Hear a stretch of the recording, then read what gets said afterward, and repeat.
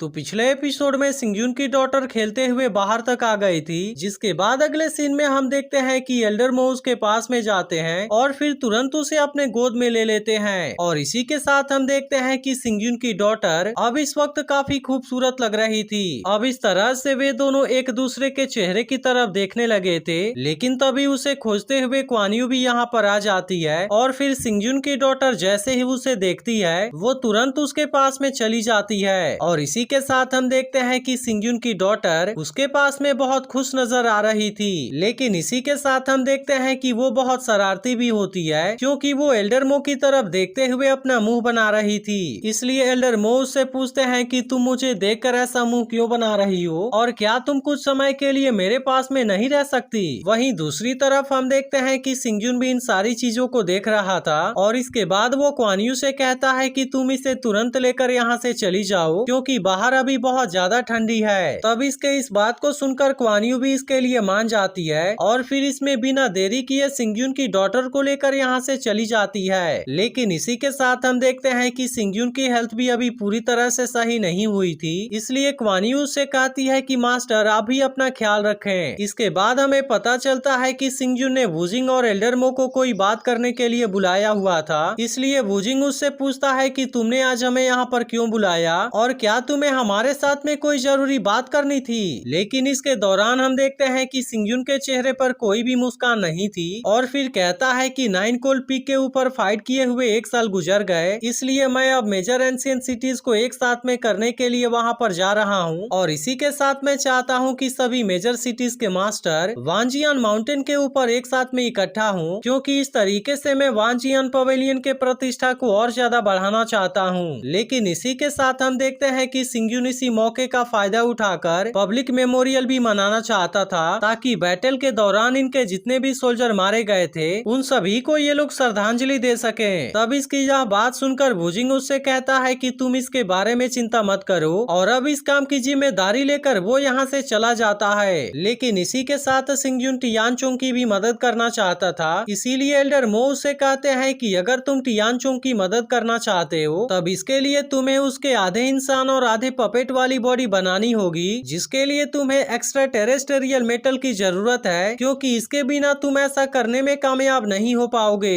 इसके बाद एल्डर मो इसे बताते हैं कि मैंने पूरे नॉर्थन वाइल्डरनेस में इसे खोजा, लेकिन अभी तक भी कहीं पर मुझे एक्स्ट्रा टेरेस्टेरियल मेटल के बारे में पता नहीं चला, जिसके वजह से मुझे डर है कि अगर ये यहाँ पर नहीं मिला तब इसके लिए हमें किसी दूसरे टेरिटरी में जाना होगा। तभी इसी दौरान सिंगजुन को एल्डर मो की कही हुई एक बात याद आती है और फिर वो उनसे कहता है कि आपने एक बार मुझसे कहा था कि एक्स्ट्रा टेरेस्टेरियल मेटल की ओरिजिन बहुत ही ज्यादा मिस्टीरियस है, जिसके बारे में सोचने से मुझे ऐसा लगता है कि एक्स्ट्रा टेरेस्टेरियल मेटल हमारे ट्रू स्पिरिट कॉन्टिनेंट से नहीं है, जिसका सीधा मतलब है कि इनको जो एक्स्ट्रा टेरेस्टेरियल मेटल मिले थे वो असल में किसी दूसरे वर्ल्ड से आए हुए थे। लेकिन असल में एल्डर मो को भी इसके बारे में पूरी तरह से पता नहीं था, जिसके बाद वो सिंगजुन से बताते हैं कि ये एक्स्ट्रा टेरेस्टेरियल मेटल मुझे भी अचानक से किसी जगह से मिल गए थे, इसीलिए मैं भी नहीं जानता कि आखिर ये कहां से आए थे, लेकिन फिर भी मैं पूरे दावे के साथ में कह सकता हूं कि हमारा स्पिरिट कॉन्टिनेंट पूरी तरह से बंजर है और इसके वजह से मुझे ऐसा लगता है कि एक्स्ट्रा टेरेस्टेरियल मेटल यहाँ पर नहीं मिलेगा।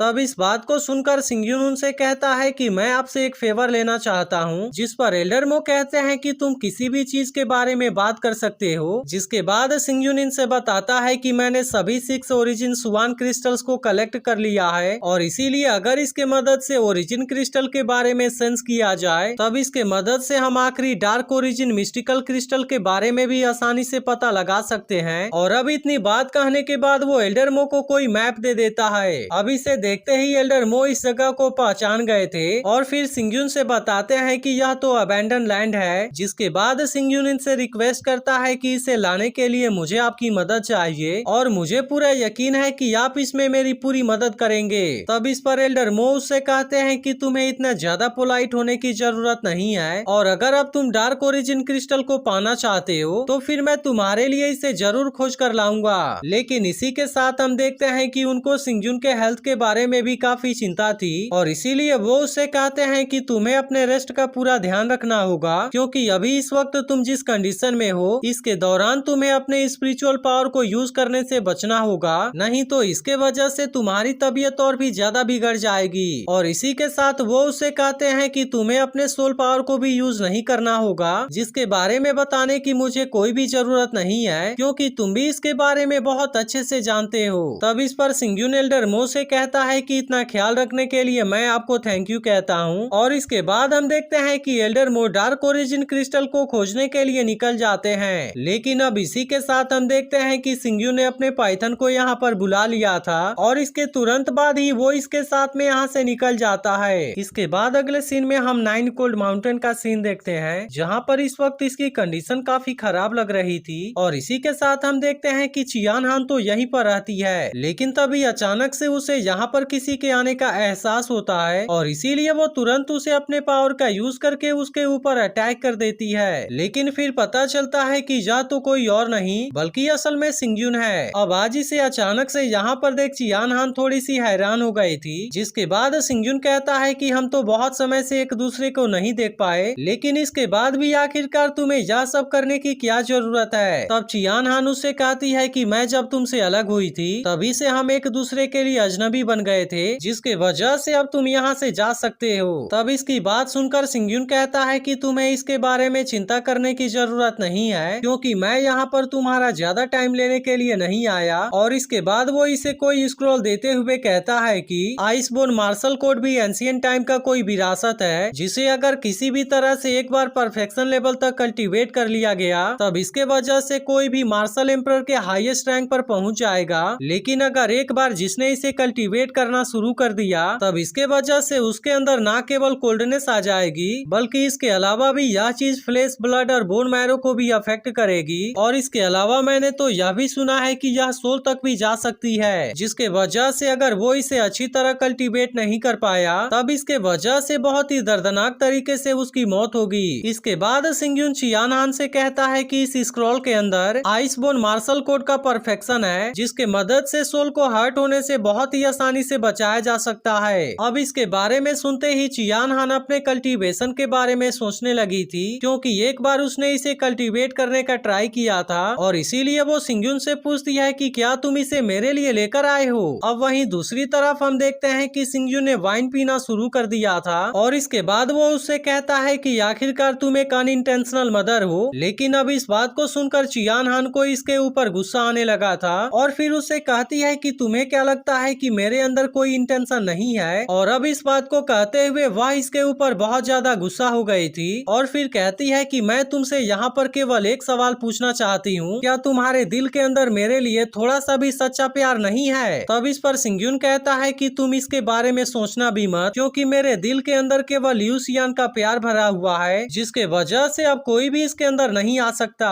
अब इसके इस बात को सुनकर चियान हान बहुत ही ज्यादा उदास हो गई थी और इसके बाद वो उससे कहती है कि अगर तुम्हारा यही आंसर है तो फिर तुम यहाँ से जा सकते हो, क्योंकि मुझे तुम्हारे दया की कोई भी जरूरत नहीं है। अब इसके इस बात को सुनकर सिंगयुन यहाँ से जाने लगा था, जिसके दौरान हम देखते हैं कि चियान हान के आंखों से आंसू बह रहे थे और इसका मतलब था कि वो अभी भी सिंगयुन से प्यार करती है। वहीं दूसरी तरफ हम देखते हैं कि सिंगयुन अब यहाँ से बाहर आ गया था और वो लियू शियान के बारे में याद करते हुए आगे की तरफ जा रहा होता है। लेकिन तभी अचानक से इसके सामने लियू शियान का कोई ड्रेस आ जाता है, जिसके ऊपर लियू शियान ने इसके लिए अपने हाथ से लिखा हुआ एक लेटर भी छोड़ा हुआ था, जिसे पढ़ते ही हम देखते हैं कि सिंगयुन और भी ज्यादा चिंतित हो गया था और इसके बाद वो लियू शियान को आवाज लगाते हुए कहने लगता है कि आखिर तुम कहाँ पर हो, और फिर आगे कहने लगता है कि मैं तुम्हारी आवाज सुनना चाहता हूँ और क्या तुम केवल एक बार भी मुझसे मिलने के लिए नहीं आ सकती। अब ऐसी बातें करते हुए वो उदास होकर जमीन के ऊपर गिर गया था और इसके बाद वो अपने गम को दूर करने के लिए फिर से वाइन पीने जाता है। लेकिन तभी इसी वक्त पाइथन वहाँ पर आकर उसके वाइन की बोतल को ले लेता है, जिसके बाद सिंगयुन इमोशनल होते हुए उससे कहता है कि तुम अभी बहुत छोटे हो, जिसके वजह से तुम इसके बारे में नहीं समझ पाओगे।